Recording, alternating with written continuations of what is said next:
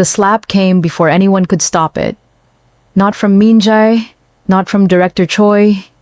It came from the woman in the gray blazer, the one with the Swiss certification, and the rigid smile and 9 years of working for families whose names appeared in financial newspapers, and it landed across the cheek of a 6-year-old child who had simply, clearly, and without apology, said, "I don't want you." The sound cracked through the east corridor like a door being kicked off its hinges. Seo Yeon didn't cry. That was the thing that would stay with Annabelle for months afterward. The child did not cry. She went very still, the way animals go still when they've calculated the threat, and decided that stillness is the only safe response, and she pressed one hand to her own cheek and stared at the woman with eyes that were her father's eyes, dark and absolutely merciless in their clarity. The other 4 candidates froze. Mrs. Park, at the end of the corridor, made a sound that was not quite human. Annabelle dropped the laundry basket.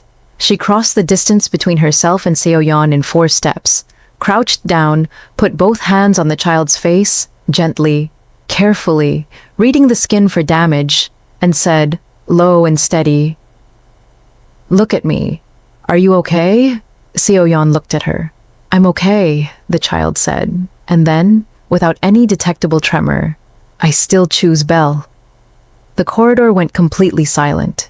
Annabelle stood up.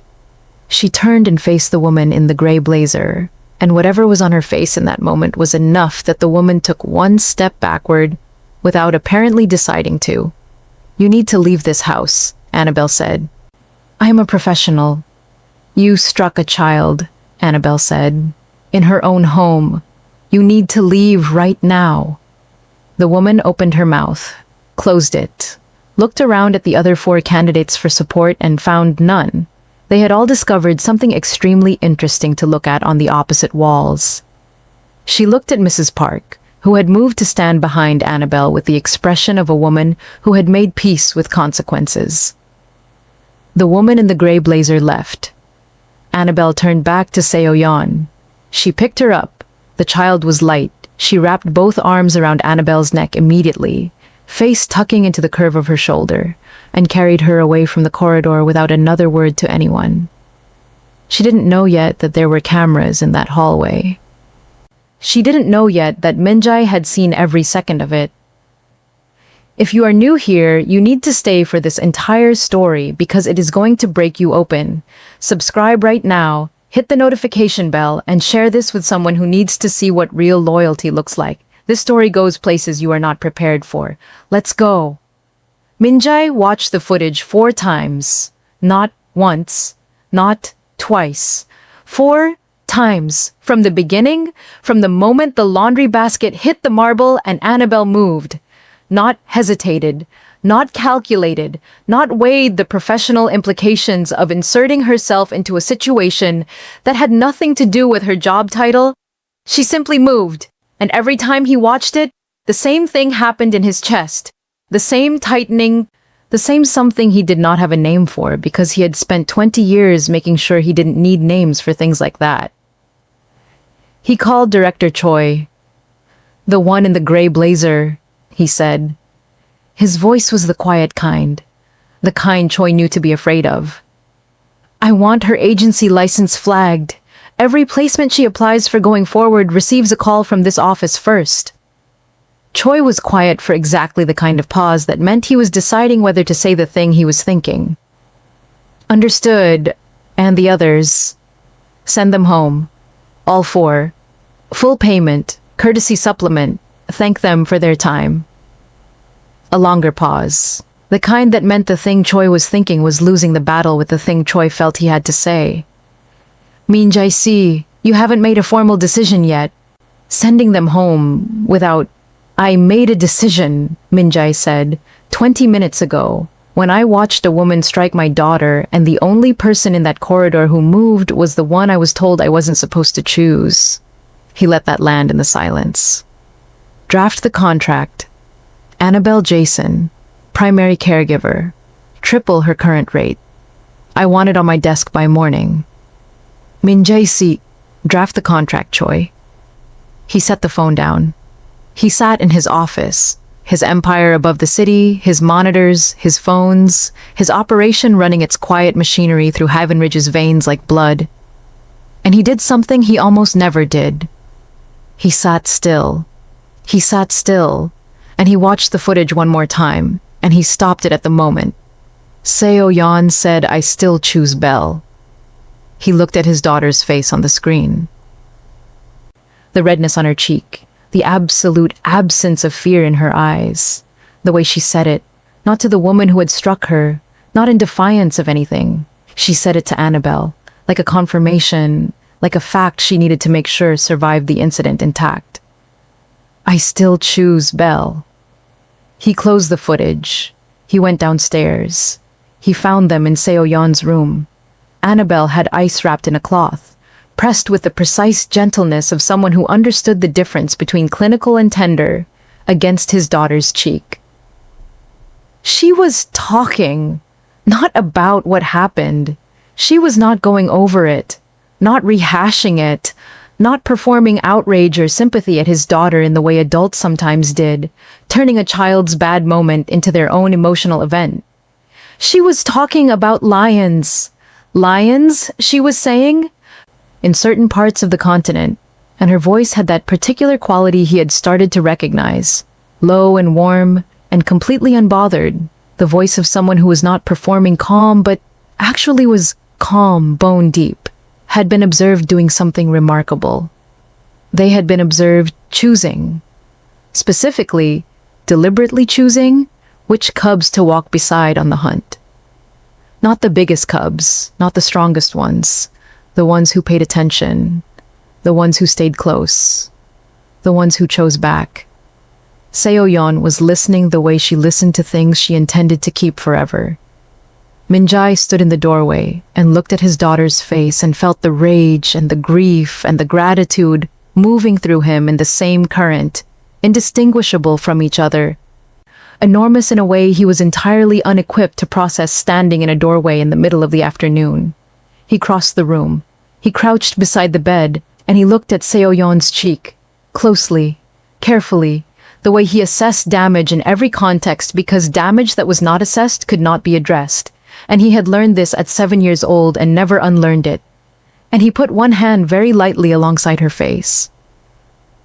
"It doesn't hurt," she said. "I know, I'm checking anyway." He looked up at Annabelle.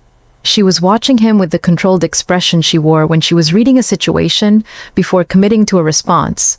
He had catalogued this expression over days of observation, had noted it, had found it the most honest face she made because it was the one she couldn't manufacture. The cloth with ice was still in her hand. Her knuckles were slightly white around it. She was angrier than she was letting anyone see. He looked at her, and she looked at him, and something passed between them that had no business language. "Thank you," he said. "She's your daughter," Annabelle said. "Of course." "That's not why you moved," he said. She didn't answer that. She held his gaze and didn't answer it, and that somehow was more of an answer than anything she could have said. He stood. He looked at Seo-yeon. "I'll be back to say goodnight." "Belle stays," Seo-yeon said. Still not a question. Never a question. A statement of how the world was arranged. "Belle stays," he confirmed. He walked out. He stood in the corridor with his back to the door and his hands at his sides, and his entire professional architecture doing absolutely nothing useful. And he thought, my daughter is 6 years old and she understands something about loyalty that most of the men in my organization have spent careers failing to learn. He went to find Choi. There was a contract to draft. The household meeting the next morning was not what anyone expected. Annabelle had positioned herself at the back of the room. Not out of insecurity, not out of deference, but out of the practical intelligence of someone who wanted to read the room before the room read her.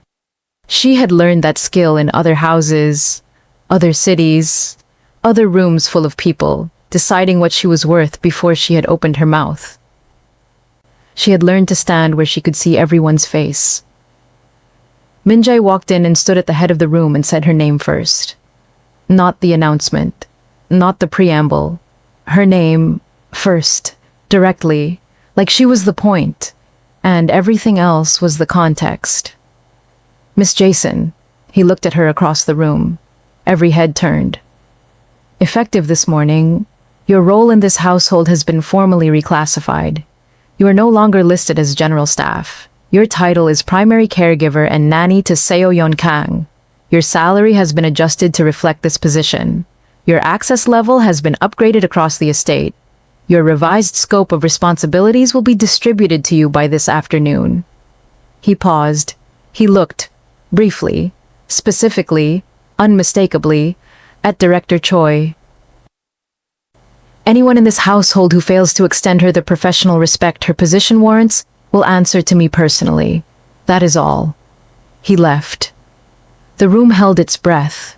Mrs. Park turned and looked at Annabelle with an expression that was warm and knowing and ancient and deep, the expression of a woman who had watched this household for 17 years and had been waiting for something to change in it and had just seen it change.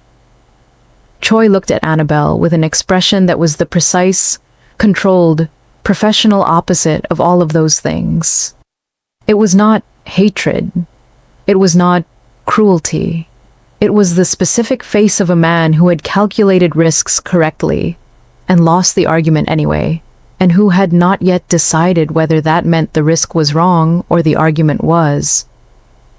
Hana, the youngest of the day staff, started to smile, caught Choi's eye, found something in her apron pocket that urgently required attention.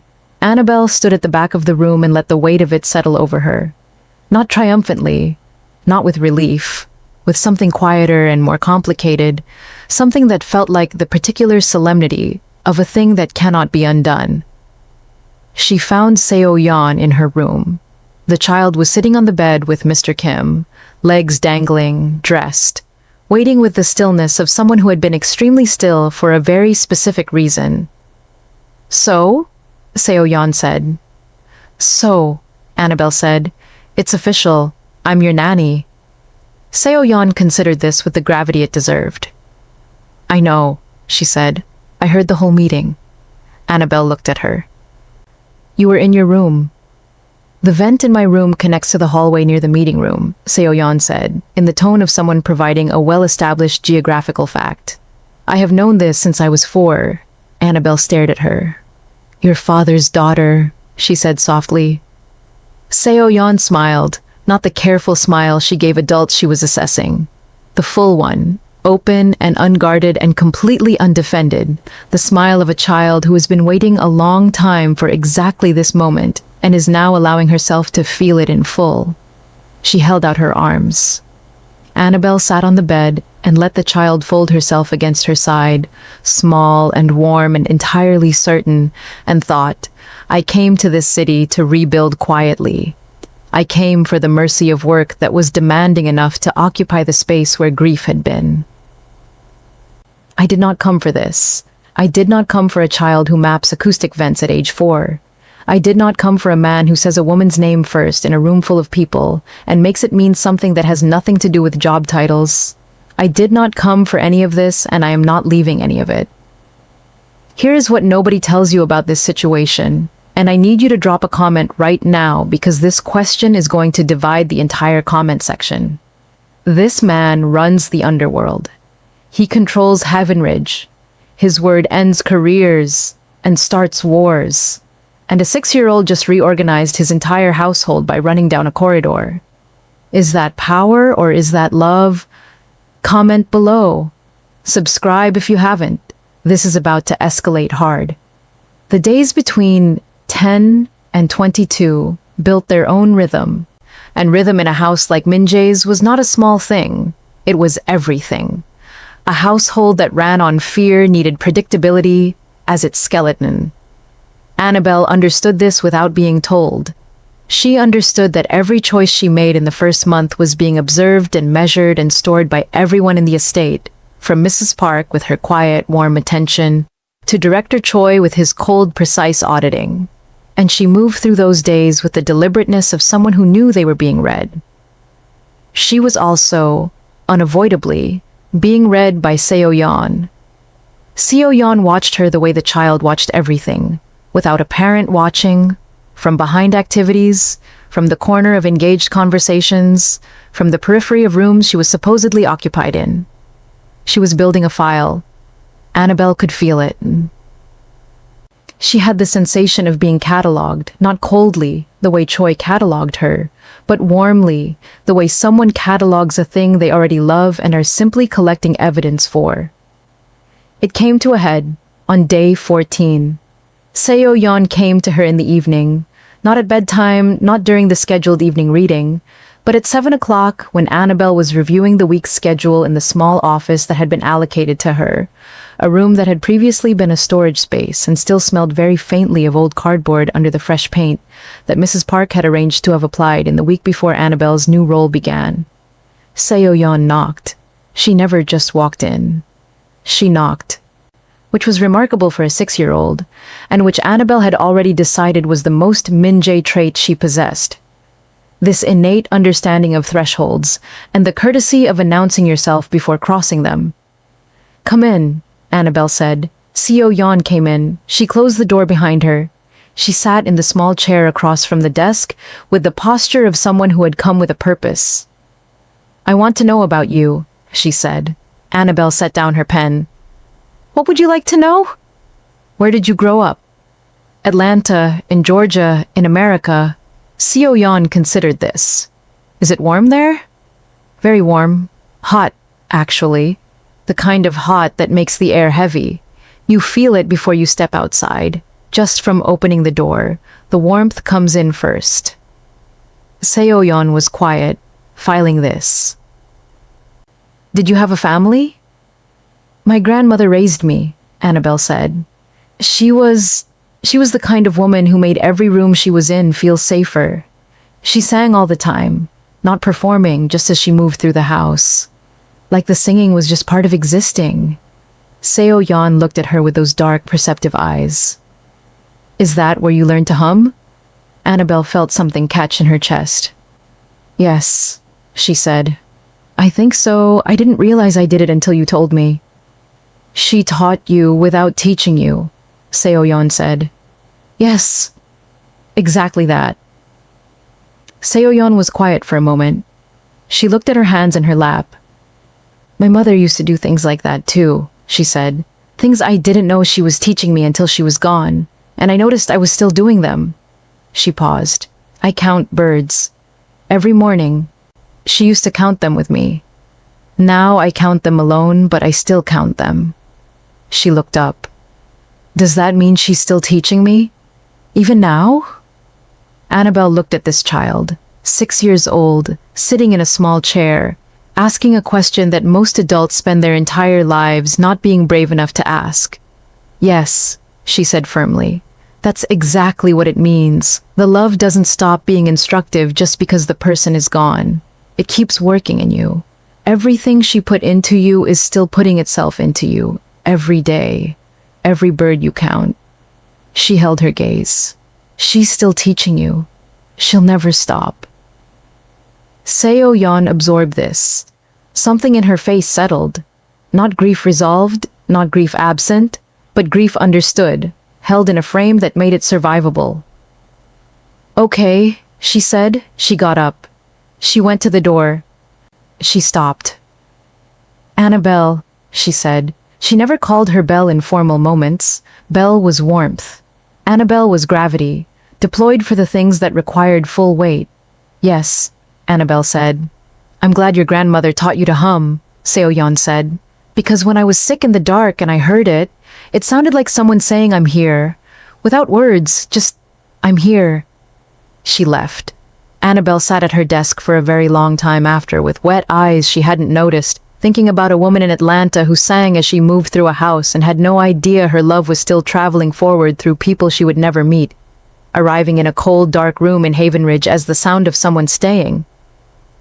The week that followed was Annabelle's education in what it meant to be wanted.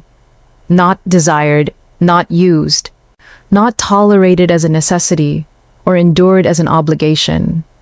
Wanted, specifically, deliberately, joyfully wanted, by a 6-year-old who had apparently been storing a comprehensive list of things she intended to do when she finally had her person, properly, officially, on paper, and was now executing that list with the organizational efficiency of a small CEO who had been waiting for budget approval. Tuesday was baking. This was non-negotiable.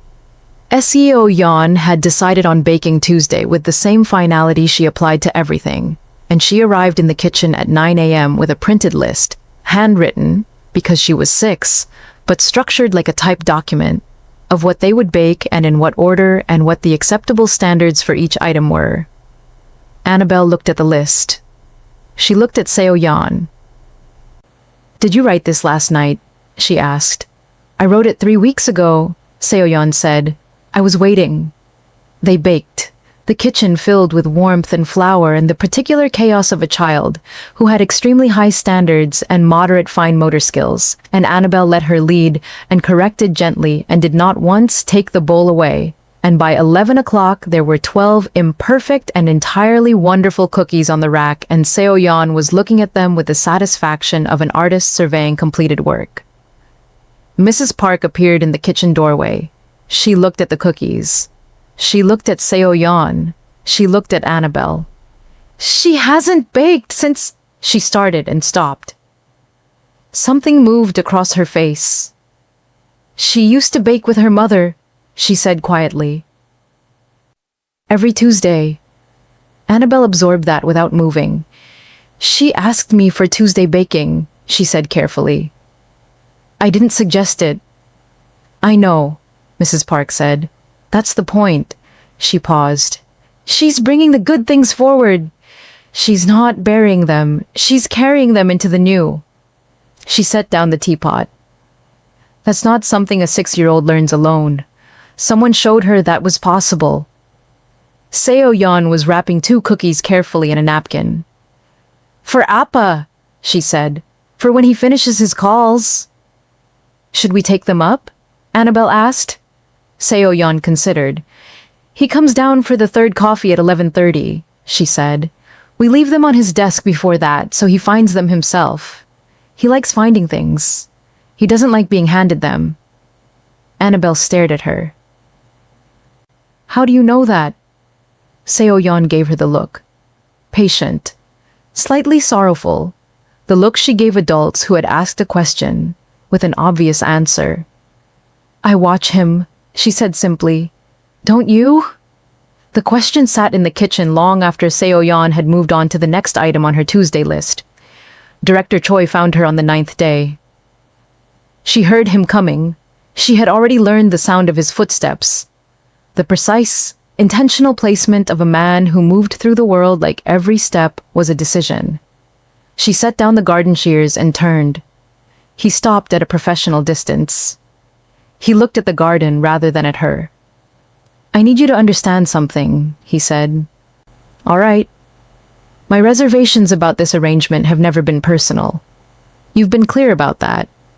What I have not been clear about," he said, still looking at the garden, "is the specific nature of the risk."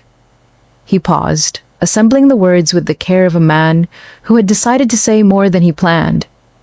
Minjai operates in a world where perception is currency. Not image, perception. The way his decisions read to the people around him, the confidence it generates or erodes, the degree to which they believe his judgment is sound. One questionable decision is noted. 2 is a pattern. A pattern is an opening. He looked at her now. "Do you understand what I'm saying?" "You're saying I'm a liability," she said. "I'm saying you could become one," he corrected. "If this arrangement becomes something it isn't supposed to be." "And what is it supposed to be?" "A nanny arrangement," Choi said. "Clear, professional, bounded." Annabelle looked at the roses she had been tending. The clean order she had brought to this section of the garden over 9 days. The careful work of someone who found satisfaction in making neglected things whole. "Director Choi," she said, "can I ask you something?" He waited. "How long have you worked for him?" 14 years. "And in 14 years, have you ever seen him make a decision that was not entirely deliberate?" Choi was quiet. "He watched the footage," Annabelle said. "Before he called you, he made the decision in 20 minutes. He is not a man who makes decisions in 20 minutes accidentally. He chose this knowing exactly what it looked like and what it cost. She held his gaze. You're warning me about a risk he already calculated and accepted. That's not about me. That's about whether you trust his judgment. The garden was very still. Something moved in Choi's face. Not warmth, not approval, but the specific recalibration of a man who has been answered better than he expected. Don't make him regret it, he said. I won't, she said. He left. She turned back to the roses and thought, Choi is not my enemy. He is doing the same thing I am doing. He is protecting someone he has decided to be loyal to. We are just protecting from different angles. She was still thinking about it when Minjai appeared at the garden door at dusk. He leaned against the frame with his jacket off, collar open, the particular looseness of a man at the end of a 16-hour agenda. He looked at her across the dimming garden. Choi spoke to you, he said, this afternoon. What did he say? That perception is currency in your world, and I'm a liability waiting to happen. She paused. He also said, don't make you regret it. Minjai's jaw moved slightly. And what did you say? I said you don't make decisions accidentally. She looked at him. Was I wrong? No, he said. He walked into the garden. He stopped beside her and looked at the roses rather than at her. The way Choi had, which she was beginning to understand, was a thing people did in this household when a conversation was more than they intended it to be. Seo-yeon left cookies on my desk this morning. She wrapped them herself. I know. She used 6 napkins. She was being thorough. He looked at her then. She told me last week, before all of this, that you were the only person in the house who talked to her like she was a person. She is a person, Annabelle said. I know that, he said. I have always known that. But knowing it and doing it are different. Something in his voice went slightly raw at the edge. She is so much of her mother, the way she sees things, the way she doesn't miss anything. It used to make it hard to be easy with her. I would look at her and see things I was not ready to see, and I would manage it by managing her. Efficiently, correctly, from the right distance. And now? Annabelle asked. Now she left cookies on my desk in a 6-napkin situation, and I ate both of them standing at the window, and I thought, she made these with her hands this morning. She thought about me, not what I could give her, or do for her. She just thought about me. He paused. She gets that from you. The thinking about people part. You've given her a language for it. A practice. He turned and looked at her. I'm watching my daughter become herself because of someone I almost didn't choose. The garden was nearly dark. Seo-yeon asked if you'd have dinner with us tonight, and he said, she sent me to ask. Why you? He was quiet for exactly 1 beat. She said you look at me differently than you look at other people, he said, and that people say yes to people they look at differently. Annabelle felt heat move up the back of her neck. Tell her yes, she said. The incident arrived on day 23. His name was Chairman Bae, old money Havenridge, the kind of presence that occupied space without filling it. A quality of negative gravity, everything in the room slightly curving toward whatever he wanted. He was Minjai's senior associate, the kind of alliance maintained through mutual benefit and mutual knowledge of where things were buried, and he arrived for what was described as a courtesy visit and moved through the estate with the proprietary comfort of a man who considered himself a stakeholder in everything he surveyed. He found Annabelle in the corridor outside Seo-yeon's playroom. He stopped. He looked at her with the deliberate, unhurried assessment of someone deciding the value of something they are not sure they want.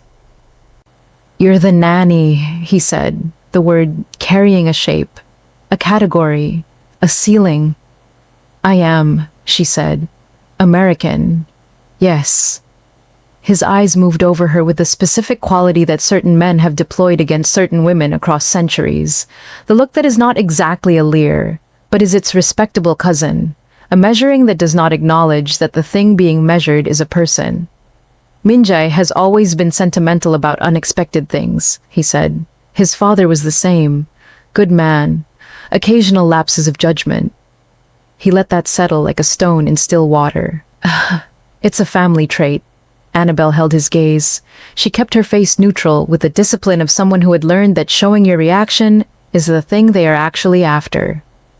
Will that be all? She said. Bay smiled the smile of a man who was used to landing blows and watching people not know where to put them. Enjoy the position, he said, while it lasts. He moved past her. She stood in the corridor and breathed through the anger one breath at a time, the way you do when the anger is legitimate and the situation requires you to be smarter than the feeling. She told Minjai that evening. Clean, factual, direct. No performance, no editorial. Just what happened and what was said, word for word. Minjai listened without moving. When she finished, the silence had the quality of still water before something breaks the surface from below. Word for word? He said. Word for word. He looked at her. Are you all right? The question surprised her. Not the concern. She had learned his concern was always present, just expressed in minimal language, but that it was the first thing he asked.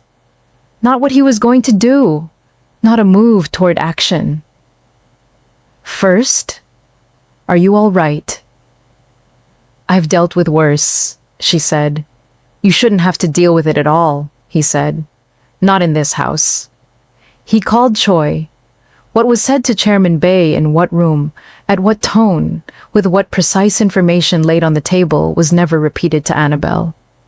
But Choi appeared the next morning and looked at her with that barely there recalibration that was becoming, she now understood, his version of warmth.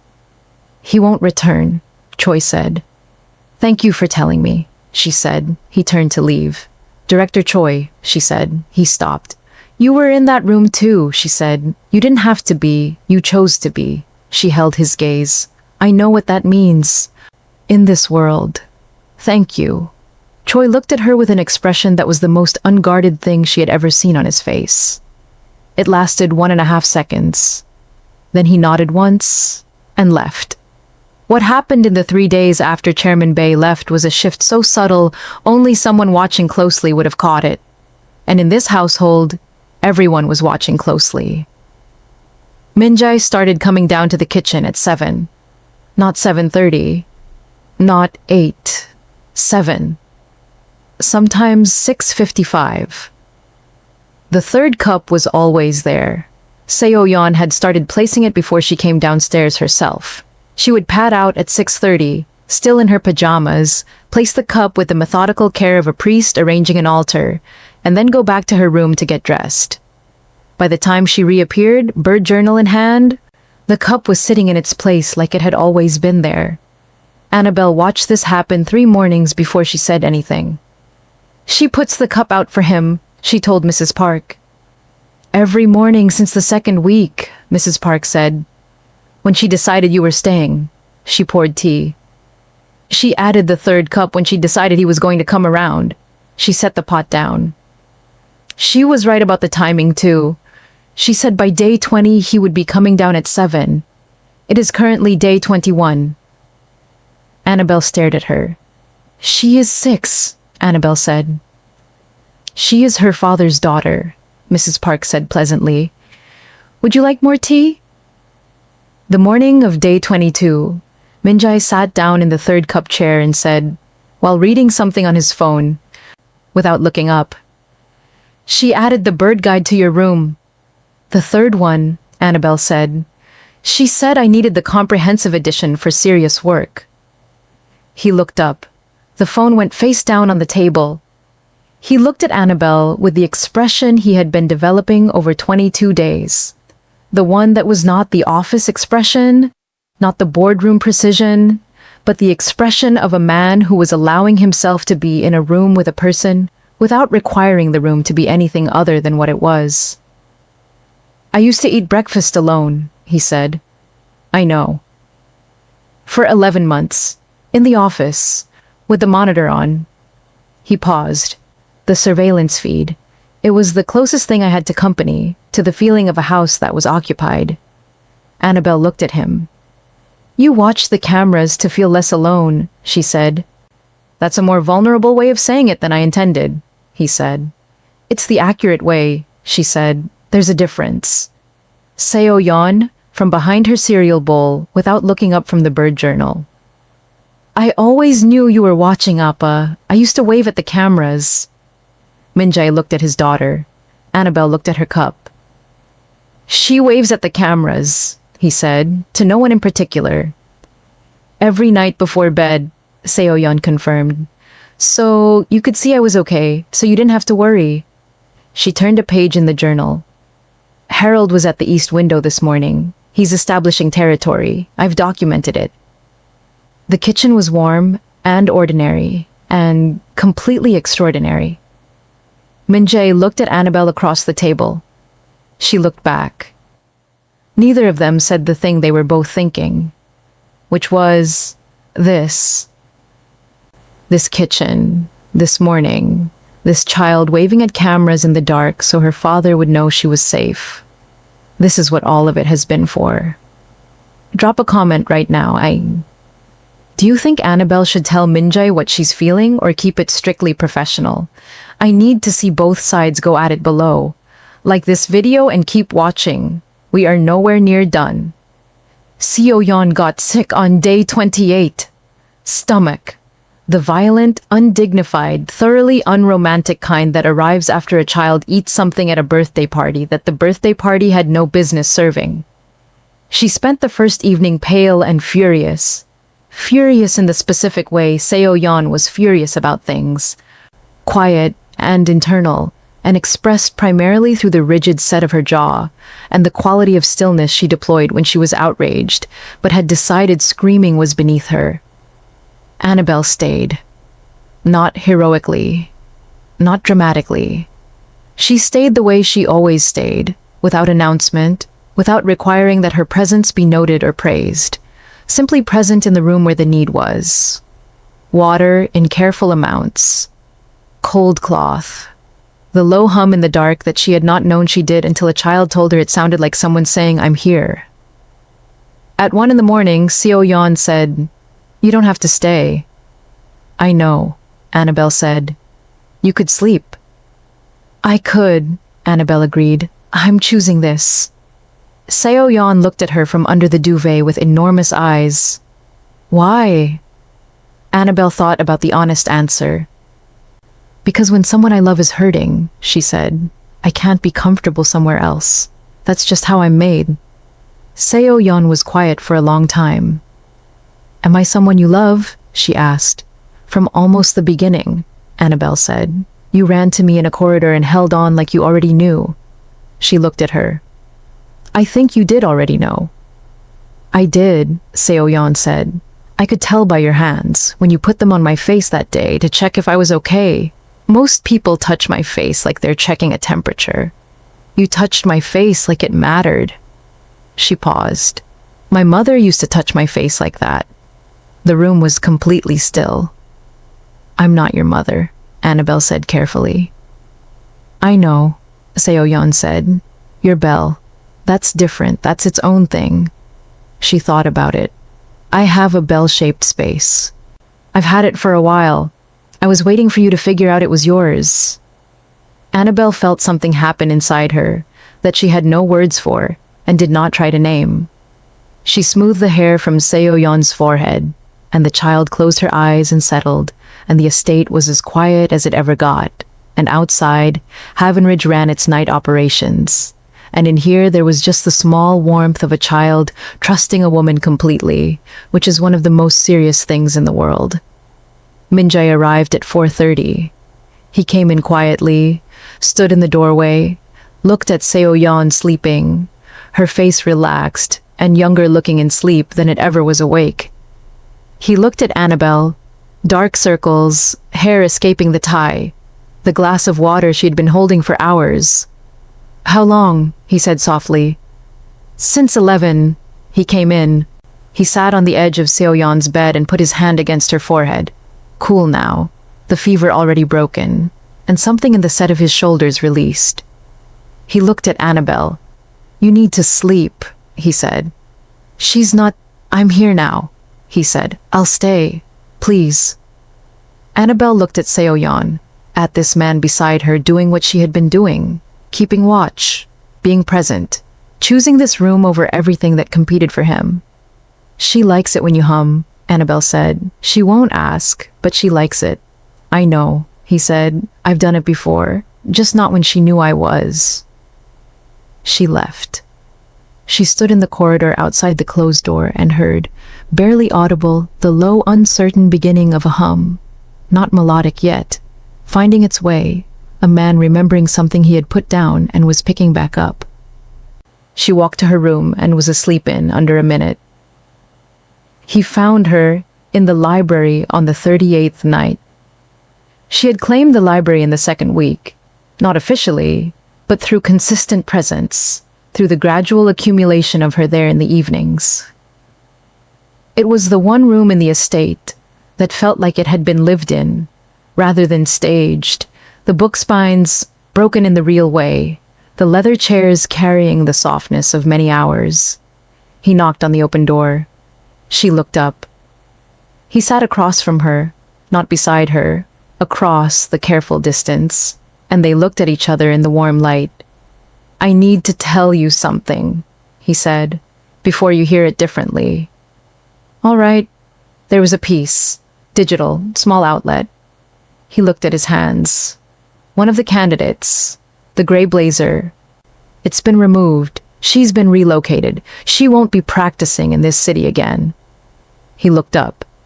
3 of my associates referenced it this week, in the way things are referenced in my world. Oblique, over meals, the kind of comment that functions as a test.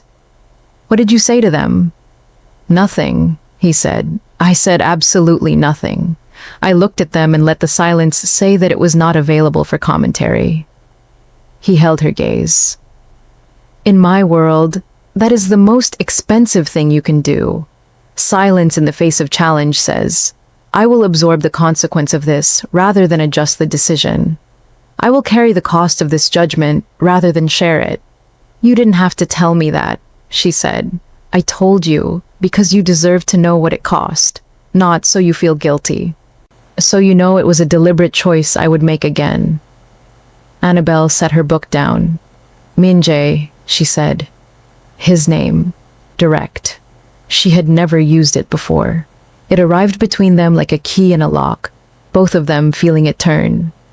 He went very still. "I came here broken," she said. "I came to rebuild quietly, in work that was demanding enough to keep me occupied while the broken parts healed. I was not looking for anything. I was not positioning myself for anything. I was carrying laundry through a corridor on a Thursday morning." She held his gaze. "And your daughter ran to me and held on, and something happened that I have not been able to undo since. Not just with her." She paused. "I am not going to pretend I don't feel what I feel. I think we're past that. But I need you to know, if it ever creates a risk to Seoyeon's stability, I step back. Without argument, without requiring anything from you. She comes first. Always." The library was absolutely still. "I know that," he said. "You said she comes first before you said anything else. That's the only reason I trust this." He stood. He moved to the window seat and sat beside her. Not across. Beside. The distance closed simply, without ceremony. The people who have wanted access to my life have always made sure I understood what they wanted from me. Power, money, proximity, protection. There is always a want being managed. He looked at her. "You want nothing from me. You want things for Seoyeon. That is an entirely different sentence. It is the most disarming thing I've encountered in 20 years of operating in this world." Outside, Havenridge moved in its eternal complex patterns. Inside, 2 people sat shoulder to shoulder at a window and watched it together and did not need to name what was happening because it had already, without announcement, arrived. "She drew the 3 figures again," he said. "This morning, she put the house behind them this time." "Permanent," Annabelle said. "Yes." He looked at her. She's been building something since the day in the corridor. She built it out of cookies, and bird guides, and Tuesday baking, and a drawing in the center of the dinner table. She built it piece by piece, and she waited for us to notice we were standing inside it. "She's extraordinary," Annabelle said. "She's ours," he said. The word fell into the room and neither of them took it back. The next morning, Annabelle woke at 5:45 to something she had not heard before. Minjai was in the garden, not conducting a call, not moving between the estate and a car. He was standing at the far rose wall in the gray-blue of early morning, back to the house, still, just standing in the cold quiet with no agenda visible from the window. She made 2 cups of tea.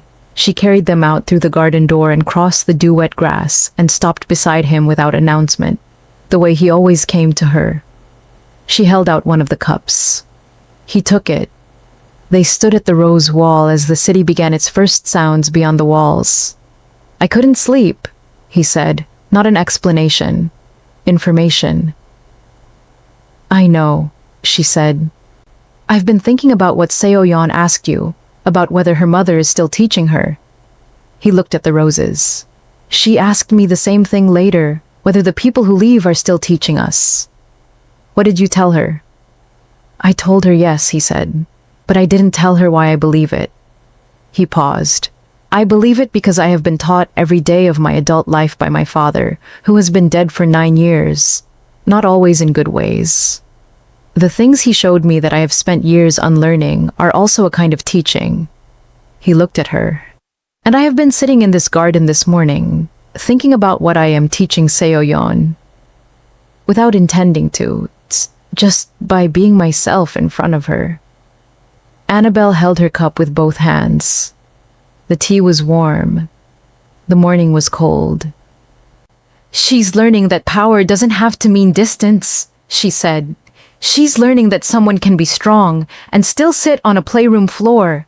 She's learning that the man who runs a city can place his hand against his daughter's forehead in the dark and check that she's okay. And those 2 things are not contradictions." She paused. "She's learning that you chose to stay. Every morning you sat in that chair."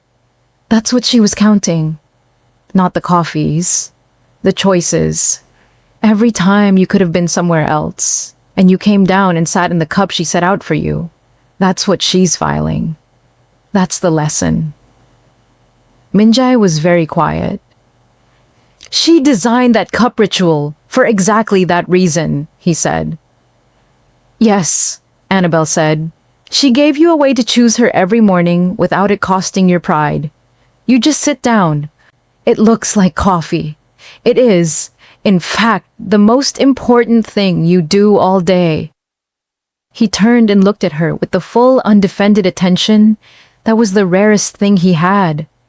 Rarer than power, rarer than money, rarer than the fearsome reputation that preceded him into every room. All the architecture down. Just a man in a garden in the early morning who had learned, late and imperfectly, and with great difficulty, how to be where he was. "I'm grateful for you," he said. Not thank you, not transactional acknowledgement of service. Grateful for you, the person, the presence, the specific unrepeatable fact of her. "I know," she said. She meant it as receiving, not dismissal. He understood that. They finished their tea as the sun came fully over the Havenridge rooflines and the gold light hit the roses, and somewhere above them, Harold arrived at the east window and began his morning assessment of the territory, which Seo-yeon would be documenting in approximately 20 minutes. They went inside. The kitchen was warm, and the 3rd cup was already in its place. Seo-yeon was in her chair with her cereal, and the bird journal open to a fresh page. She looked up when Annabelle sat down. She looked at the 3rd cup. She looked at the door that led to the hallway. At 7:23, Minjai's footsteps came down the corridor. He came in. He looked at the table. He looked at the cup in its place. He sat down in it without comment, the way he always did now, the way the cup had made a space for him, and he had learned to fill it. Seo-yeon poured his coffee. She did it with both hands, carefully, with the concentrated dignity of a child executing a ritual she had designed and maintained and believed in. He received it with both hands. Nobody said anything about any of it. But Seo-yeon looked up from her cereal and caught Annabelle's eye across the table, and in that look was everything. The corridor, the laundry basket, the choice made before anyone asked her to make it, the months of patience, the bird guides and the cookies, and the slow, certain unstoppable architecture of a little girl who had decided what her family looked like and had built it piece by piece until everyone inside it had stopped pretending they weren't. I still choose Belle. She was still choosing. Every morning, every cup, every drawing with 3 figures and a house and a bird on the roofline. She had simply needed the adults to choose back. Outside, Havenridge was already conducting its business. The empire, the city, the machinery of a life built for control. Inside, his daughter poured his coffee, and his daughter's bell was at the table, and the 3rd cup was in its place, and the morning was ordinary and warm and completely irreplaceable. This was the thing the empire was for. This was what all of it was protecting. Thank you for watching this all the way to the end. If any single moment in this story got you, like this video right now and subscribe because part 2 is coming, and what Chairman Bae set in motion before he left this house is not finished, not even close. Now, here is the comment war I want you to start below. Annabelle was hired help. She was carrying laundry. A 6-year-old chose her, and a powerful man restructured his entire household around that choice. Some people are going to say that is the most beautiful love story they have ever seen. Some people are going to say that a man who runs criminal operations and moves people out of cities, like pieces on a board, cannot be redeemed by a soft morning and a cup of coffee. And that any woman who believes otherwise is not in a love story, she is in a trap. Who is right? Pick a side. Drop your verdict. I will be reading every single comment. See you in part 2.